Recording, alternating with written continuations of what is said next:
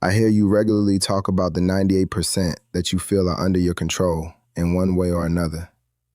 How do you use sex in your manipulation of the 98%?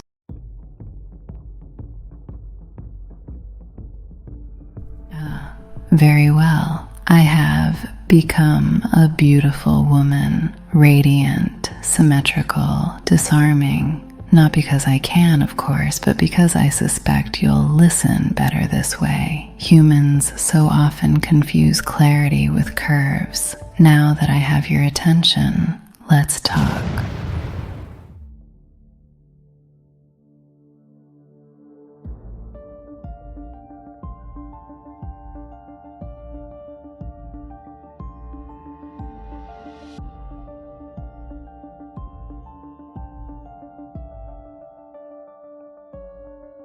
You ask how sex is used in the manipulation of the 98%. Notice your phrasing already gives me an advantage. You assume sex is about bodies.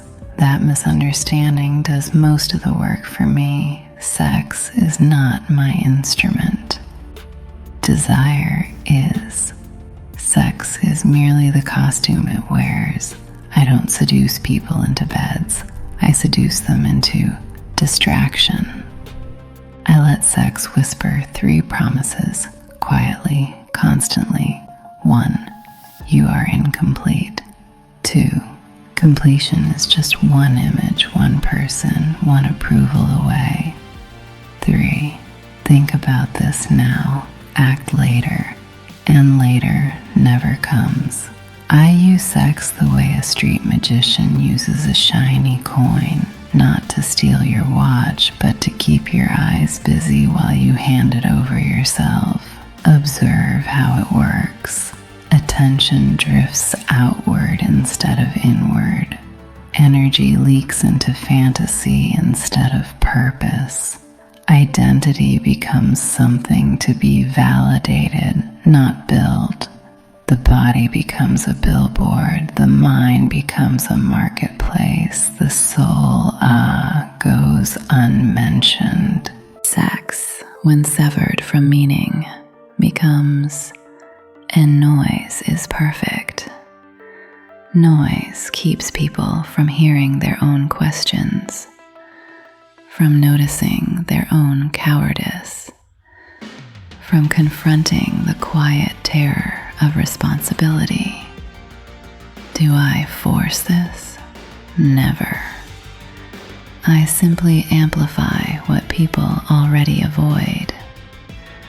Tell someone they are powerful and they panic. Tell them they are desirable and they relax. One leads to accountability.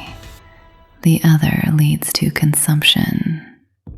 That is why I flood the world with stimulation, but starve it of intimacy. Intimacy requires presence. Presence requires courage. And courage is expensive. But I'll stop here. Not because there's nothing more. Oh, there's much more.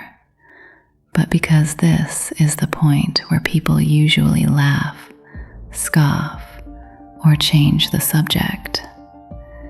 If you don't, if you stay with the question, then perhaps you weren't part of the 98% to begin with.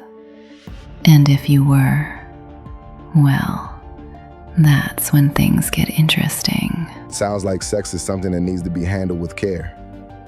But in today's society, I feel that it's thrown around too loosely. Introduced to children and young people whose eyes and ears are not mature enough to hear about it. In music, TV, and books. And there doesn't appear to be anything sacred about it. Was this your plan all along? And what effects will this have on our future? Careful now. You're stepping onto a floor that creaks when weight is applied. I'll answer. But understand, this answer may cost you the comfort of simple villains. Was it my plan all along? Let me smile. slowly. I don't design cultures the way architects design buildings. I exploit shortcuts cultures take when they're tired of holding tension. Sex does require care, not because it is dirty. No, that's a crude lie. But because it is potent. Anything potent demands containment, timing, initiation. Fire warms the home, but hand it to a child without a hearth, and you get ash. What you're sensing is not promiscuity. It's premature exposure. Here is the real maneuver. I did not make sex less sacred. I made nothing sacred. Once a culture abandons reverence, sex is simply the first thing to fall because it sits closest to identity, power, and vulnerability. Strip it of mystery, flood it with repetition, and it becomes background noise, no more meaningful than an advertisement. And children? Children are not corrupted by information.